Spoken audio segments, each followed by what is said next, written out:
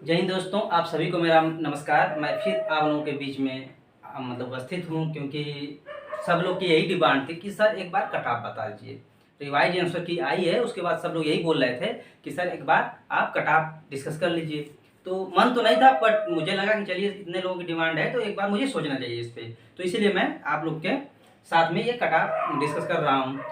तो डिस्कस तो करेंगे सर। देखिए कट ऑफ हम डिस्कस करेंगे, बट पहले हम ये देख लेते हैं कि जो आयोग की तरफ से जो रिवाइज आंसर की आई है उसके बारे में क्या क्या चर्चाएं हो रही है।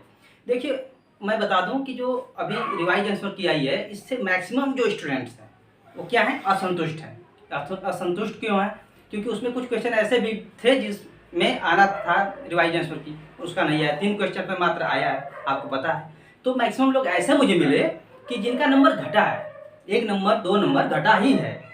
क्योंकि यार ऐसे क्वेश्चन का आंसर आया है ना जो उन लोग को नुकसान ही पहुंचाया है। एक आध लोग आपको मिल जाएंगे जिनका एक आध नंबर बढ़ गया हो, बट मैक्सिमम लोग ऐसे हैं जिनका नंबर घटा ही है।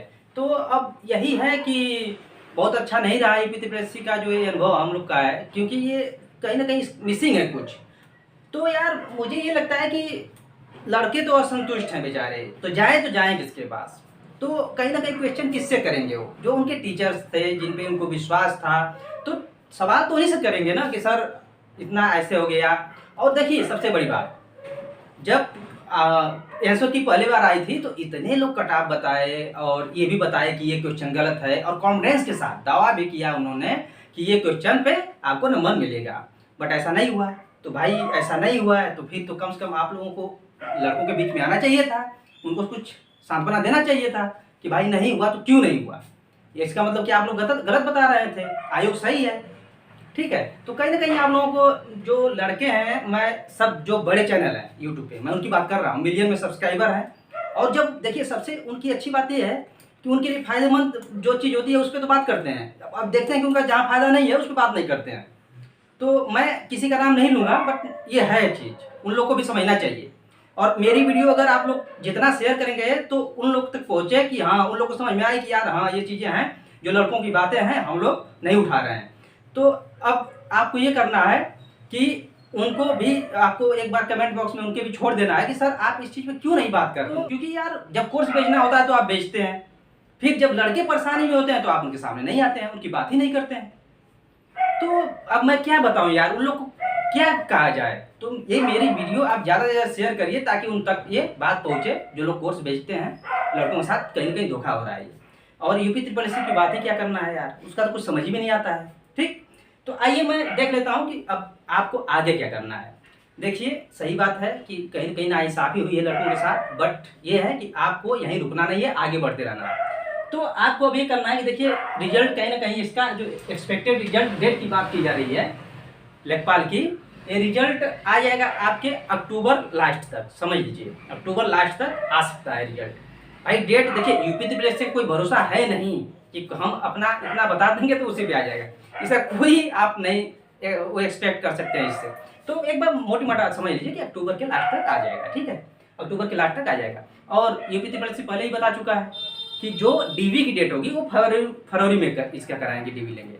तो आप कहीं ना कहीं अगर आपका अच्छा नंबर है तो आप तैयार रहिए कि आप डीवी के लिए बुलाए जाएंगे और आपका निश्चित ही सिलेक्शन हो जाएगा।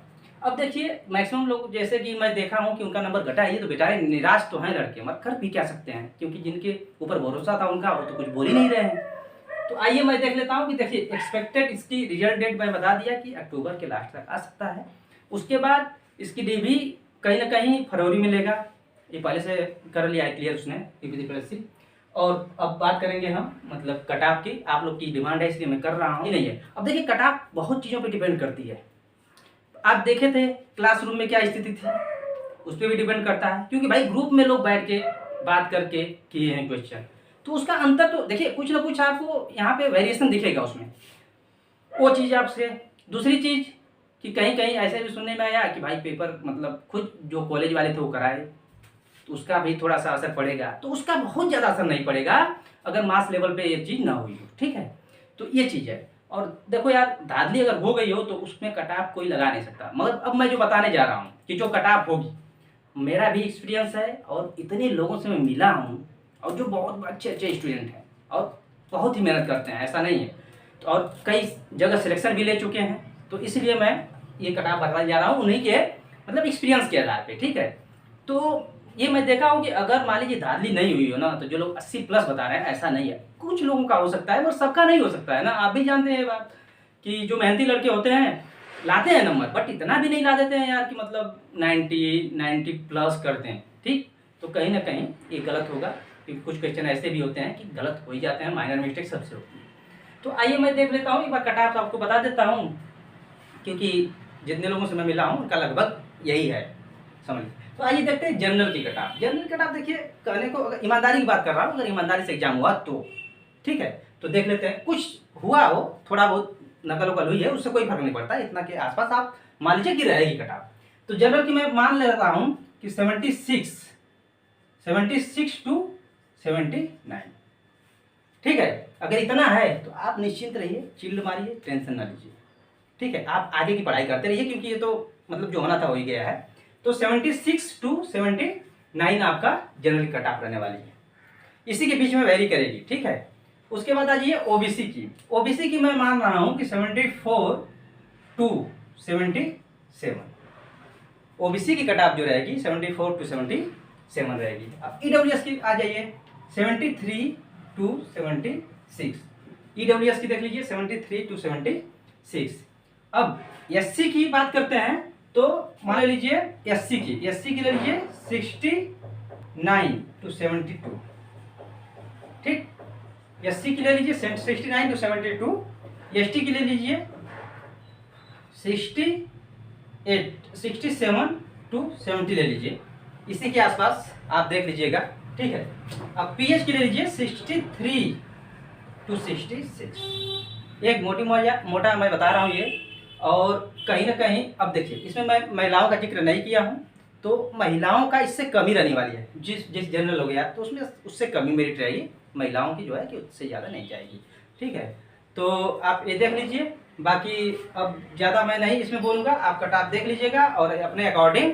और देखिए इस चीज़ों को आप एक बार देख लीजिए, मतलब सब कुछ करिए, मत पढ़ाई जारी रखिए, क्योंकि आगे आपका पेट का एग्जाम है और वीडियो री एग्जाम है, जिनका वीडियो री एग्जाम है वो भी लगे रही है। यूपीपीसी की वैकेंसी आई थी अभी, जो कि अभी उसका फॉर्म की डेट बढ़ा दी गई है, तो आप उसको अप्लाई कर दीजिए, जिनकी हिंदी टाइपिंग अच्छी है, ठीक। और इंग्लिश भी आपको, इंग्लिश टाइपिंग भी अगर आपको आती है, तो ये सब चीज़ें हैं कि काफ़ी एग्जाम लगे हुए हैं, तो आप ज़्यादा इस पर नहीं अब वो कर सकते हैं बातें, आप आगे एग्जाम पे लग रही है। धन्यवाद, थैंक यू।